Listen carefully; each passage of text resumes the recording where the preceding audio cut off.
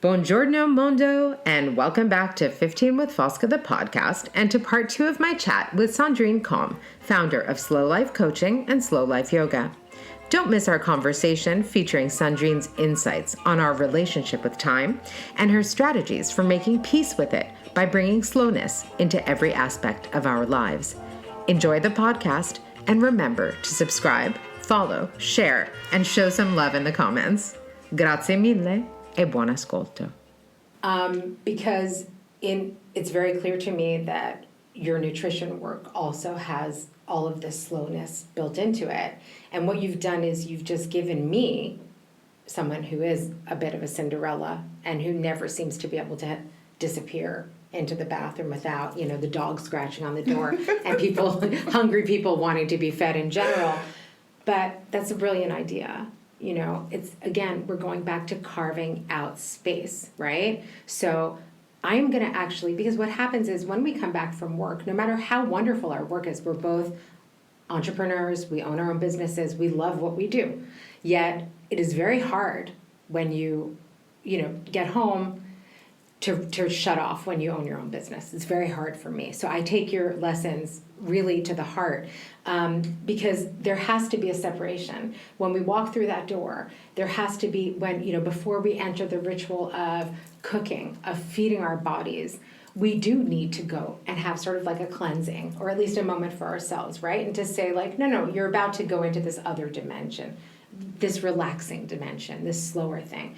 I also love what you said about food not having a politically correct approach to our to what we eat. I appreciate that because I saw a reel today on Instagram or something. It was an interview with women of every age you can imagine, every country in the world, whatever. And it was like, what do all of these women have in common? They had all had something negative said about their bodies at a young age. And they all remembered the comment, who said it, what they were wearing, etc. Some of them had been able to spin it, right? And said, you know what, that's not me, that doesn't define me, I don't care, my body is beautiful, whatever. But many of them, the majority, talked about the fact that it's something that's still there in the back of their minds. And so I'm really glad that you said that. I think we tend to punish ourselves. I think we tend to be too critical of ourselves. And our approach to food needs to be different. In other words, we can't look at it as like, okay, well, I'm only going to eat this tomato because if not, oh no, I'm going to eat this tomato. This tomato is wonderful. One of the best things about living here is I grow tomatoes in my garden. So it's just like, eating them warm off the vine. But when I need a drink or when I need a potato chip or when I need chocolate, I can't say no to my body anymore. I'm at a point in my life where it feels like I'm hurting myself by depriving myself of things, right? By depriving myself of things that give me pleasure. And so that doesn't mean having an unhealthy approach to eating, but it means being a little more indulgent with myself. And that seems to be, for me at least, at the core of your whole philosophy and your whole business. Let's treat ourselves with more care, more gently. Let's give ourselves time. Let's not be so judgmental of ourselves. And this is a perfect segue to my next question, because I want you to talk about what you do for women like me who are pretty much lost causes. That is stressed out, as you call them, stressed out super women. So tell me about what you do to make stressed out super women like me into, you call them Zen superwomen? Exactly. Talk to me. Okay. The problem with the stressed superwoman is really not to be only multitasking. This is always to live with the guilt. It's never enough. So, yeah. So it's really, we think that we are able to set boundaries, but this is not true at all. Mm-hmm. And I say we because I consider myself also as a superwoman. But I think we are, all the women, we are superwoman. Yeah. But what I always say to my clients is, okay, let's try now to be nice to yourself, and let's try to talk to the little Sandrine, to the little Fosca. And if you ask now the little Fosca, what do you need now? Instead of the potatoes and this and that, what would you need? And maybe the little Fosca will say, you know what, I need that you stop walking, you give me a break, let's have a walk outside. Mm-hmm. Or I would like that we have a sleep because we didn't sleep enough, this night. Mm-hmm. Or I would like this and this, that we give a voice back to the little Sandrine, to the little Fosca. And it works always because you hear then this voice.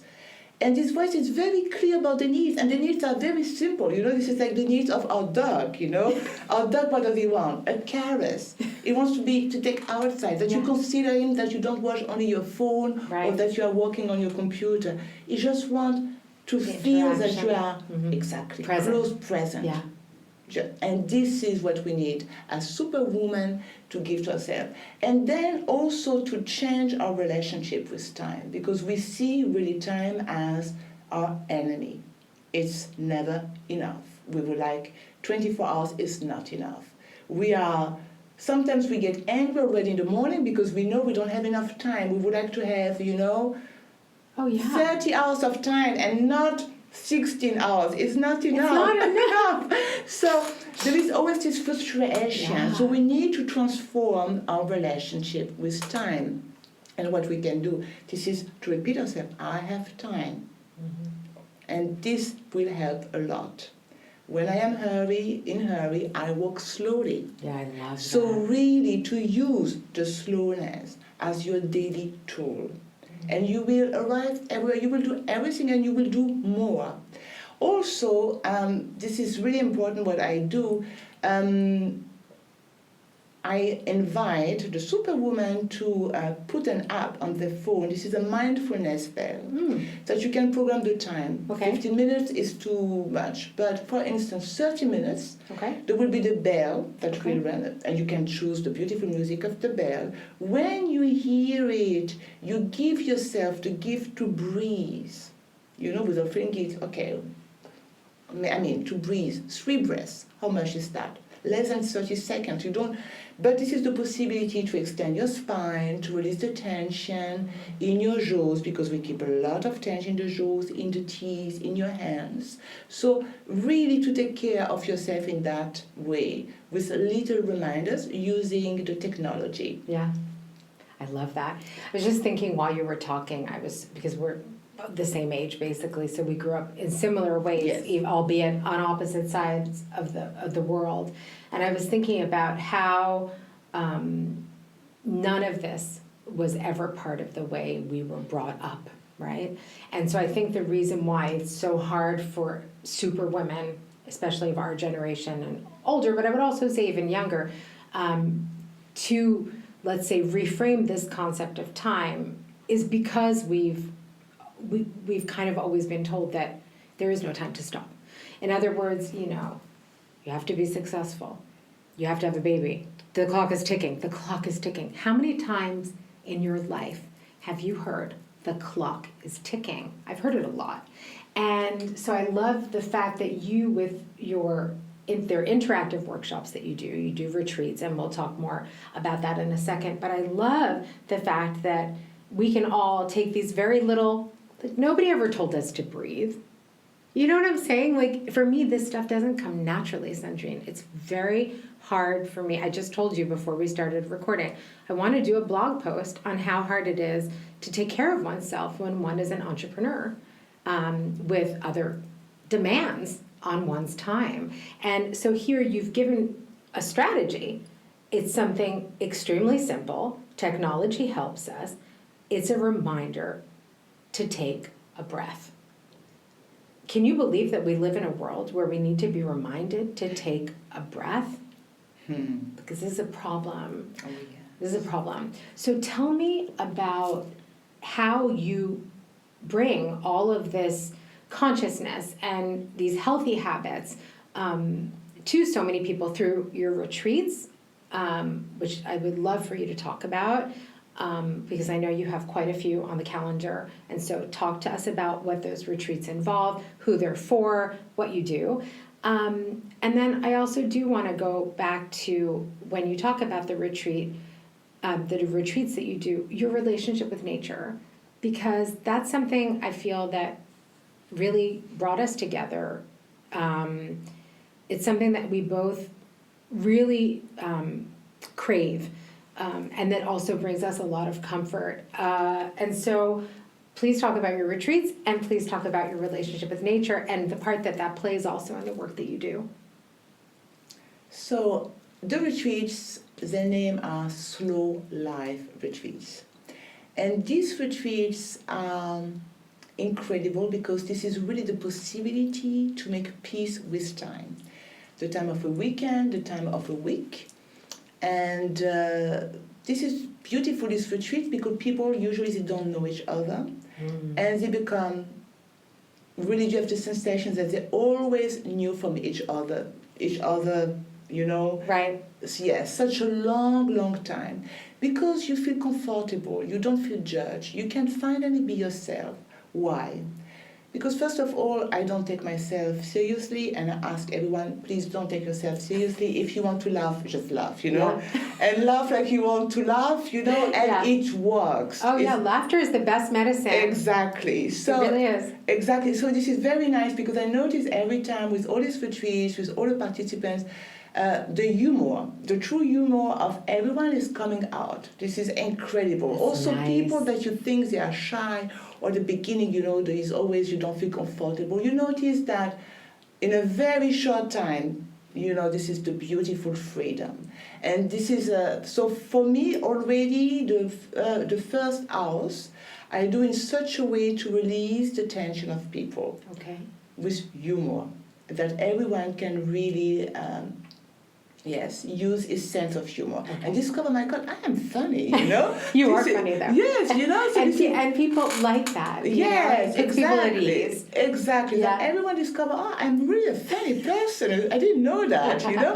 And this is a beautiful sensation. So these retreats, of course, are the retreats dedicated to the superwoman, stressed, they want to stop for a weekend, and we enjoy really some workshops really reflecting about our relationship with time, and also how to give ourselves the permission to enjoy some digital detox, a weekly digital detox. Yeah. This is really what the superwoman need. Yeah. Then we have, of course, for the team buildings, SlowLife retreat. This is very helpful because we don't do stupid activities of this and that, no competition. Thank goodness. Exactly. In a lot of companies, unfortunately, always competition here and there as a kind of game. But no, what we enjoy, this is, and for SlowLife experiences, and there is always a surprise. This is never the same. So people have an idea with the program, but this is very approximative because they need, like the TV show that we had the best weekend, they need to be surprised. Yeah. And that will be always a game between our relationship with time, to have time and no time. Which is so important that you do this work with companies. Because I remember, you know, when I was not working for myself, but always when you work in these high pressure environments, time is always the problem, right? Performance, you know, time management, you know, I love the fact that you work with companies on creating more of a culture of slowness, even within a fast-paced corporate environment. It's fundamental. It makes us better. We work better. Am I right? Absolutely. Yeah. Because we need to find a work-life balance. Absolutely. If we don't, burnout, this is the first door. Yeah. This is... you cannot escape the burnout. So this is the reason why these SlowLife retreats are really perfect, because they are always surrounded in the nature. Okay. Because as you know, the nature is something healing. Yeah. I cannot live without the nature. You know, when I go to Paris, I enjoy Paris, but I need to go back, not to Florence. I need to go back to my hills. Now, we are to record this beautiful podcast, but I am so happy to go back to my hills, you know, to see the green, the different greens, to smell here, to open the windows of my car driving and to smell. This is really a gift. So for me, the contact with the natural, with SlowLife coaching and SlowLife yoga are fundamental. It cannot be in a different way. because the nature calms you really down, you know? Oh, yeah. And the trees. I have difficulties in some cities, in some streets, I don't see a tree. I'm always looking for a tree. Mm-hmm. And yes, to touch a tree, this is one of the best gifts that you can do. Yeah, I'm so glad you said that, and it brings me back to the TV show just for 1 second, and then as we move to the end of the podcast, I want to ask you a couple of more questions. You know, the whole reason why I had proposed that activity was because I can't live without that connection anymore. In other words, when I was younger, I don't think it's not that I didn't care about nature, but I didn't have, also life was slower. I mean, you know, life has gotten unbelievably fast. And so we need, at least for me, the reasoning behind my choosing the activity I had chosen, and I think I say it on TV as well, but it probably sounded silly or scripted, but it actually wasn't, is because for me, the Chianti has always been about that. And I wrote about it in my blog. When I left the city to begin shooting on that famous Tuesday in April, I was so stressed out that morning, Sandrine. I was so stressed out. I didn't know you that well.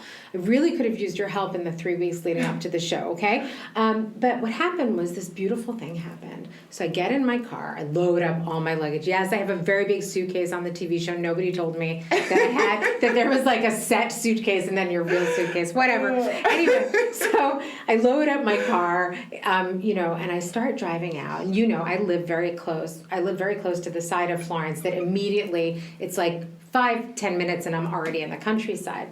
So I get in my car, I'm stressed out. Of course, I'm like, oh, I'm going on TV. And the minute I get into sort of the pre-Chianti, if you will, all of a sudden, everything just disappeared. Every single worry, every single fear, the whole landscape just calmed me down, right? The green hills, the beautiful colors. It was April. Everything was coming alive. It was gorgeous. And then when I got to our meeting place in Panzano in Chianti, I was early, obviously, because I get there early, because time is an issue for me. I'm always afraid of being late. I always have to be perfect. I'm always like, I have to be the first one everywhere. So I got there like an hour early. And they were so nice at the Pensione di Vignamaggio, and they invited me in, and they said, oh, go have a coffee out on our terrace. Have you seen the terrace there? No. I saw that on the TV. It was beautiful. so beautiful. So I'm sitting there, no nerves anymore. It's like the weirdest thing. Everything's gone. Everything I had felt for a month up until that point. Really, I was so nervous, so worried. I had all these preoccupations. I'm sitting there with my coffee, looking out on this gorgeous landscape, breathing in the air, the smell of wisteria blooming, and that was it. I was calm. And so that was the whole point of my weekend. That was the whole point of us coming together, because I wanted to give people the gift of time, which we don't have anymore. And so for someone like me, you know, saying, I'm forcing you to go into the countryside, to relax, to breathe, to eat well, to drink well, to be in nature and to reconnect and recharge. Like, that is so fundamental for me. And I really felt like a lot of people out there would benefit from it.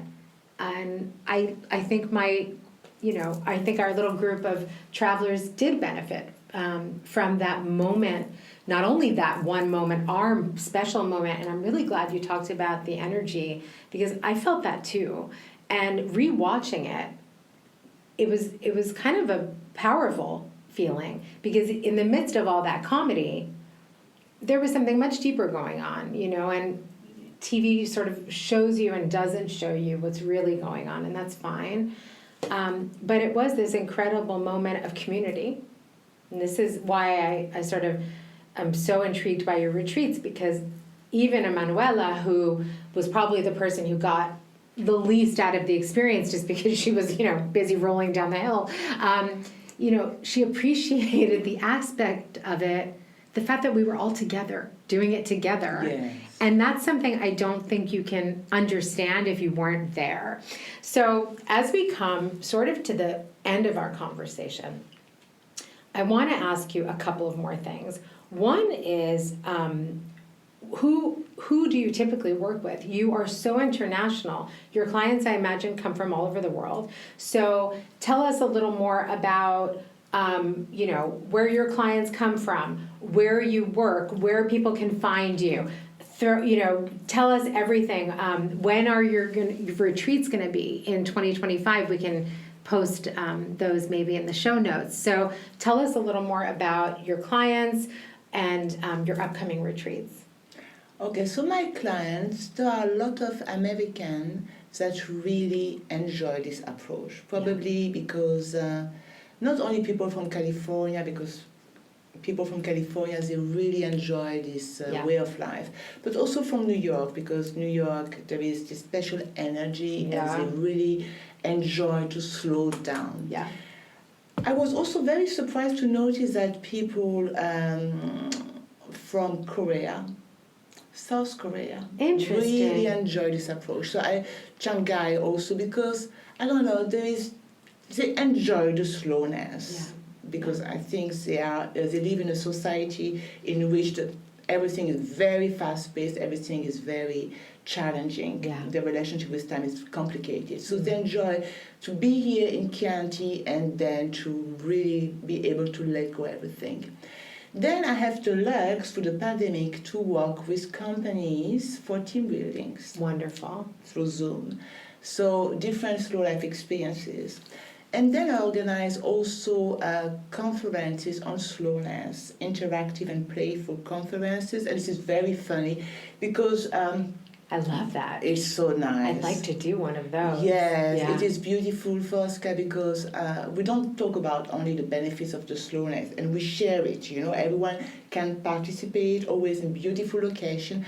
But also, we talk about the history of the slowness, how our grandparents lived the slowness, how we live it in the present, and what is the future of the slowness, So there are different aspects. So this is something that I really enjoy, and of course also the weddings.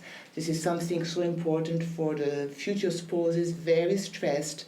As you know, I don't know if for those who get married, maybe you remember that everything happened. You have headache, toothache, because the tension is so huge before you're waiting. So this is a nice way to relax.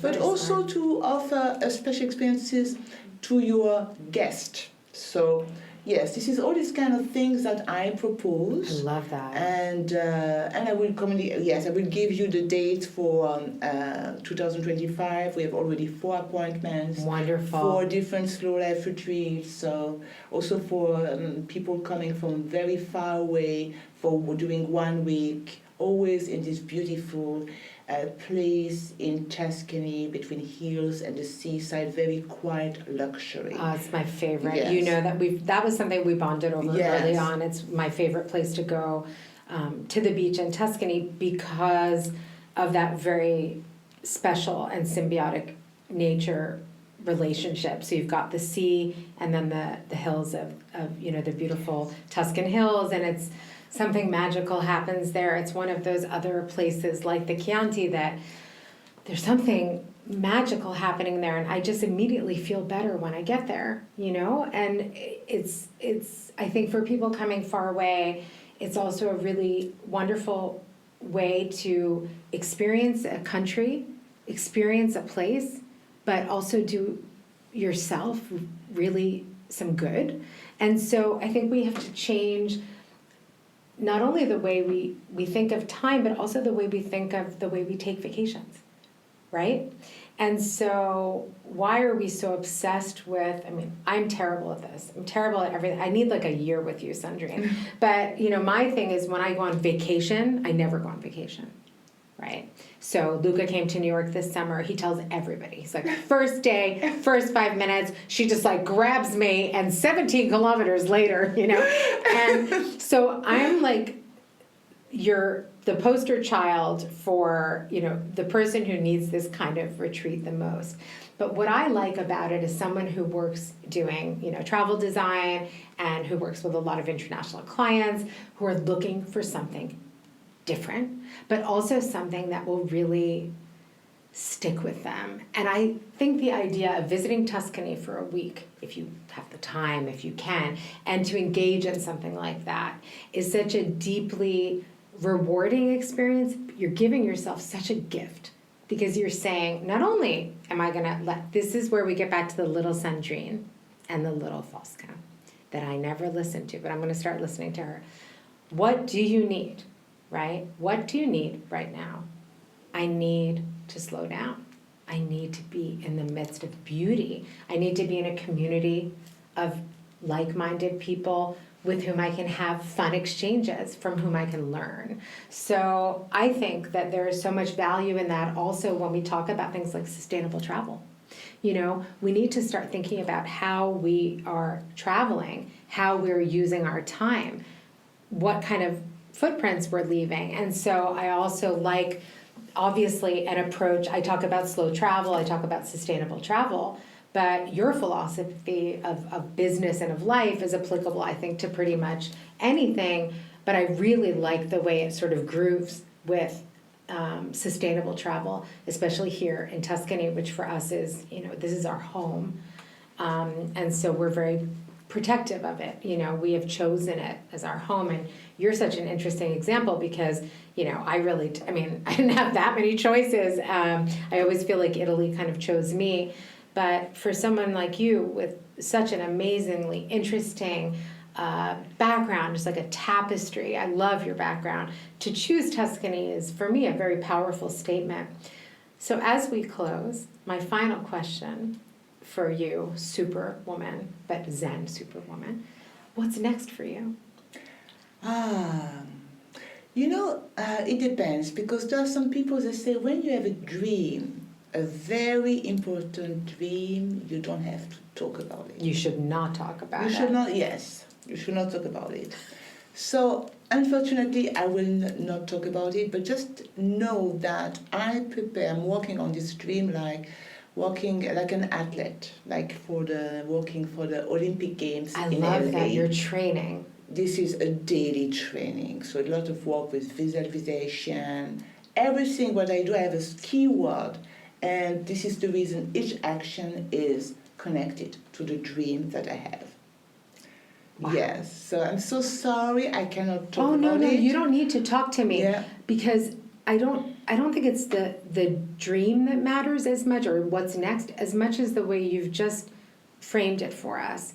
Is you said something very interesting. You said you used visualization. You used the word I'll say it in Italian, visualizzazione. You used the word visualization, but then you also used another word, which is very interesting, because you said that you're saying a word to yourself every day.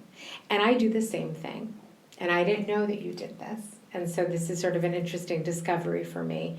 But it's something that I learned through tennis, which I picked up. A lot of people, I talk about tennis all the time on the podcast, I'm sorry, but they didn't accept my proposal for tennis in the Chianti. I tried, which would have been really fun, actually, if you think about it. But a lot of tennis, like anything we do, sort of visualizing, right, how you're going to serve, or thinking about a project you have in mind, sort of the way we prepare ourselves mentally for that.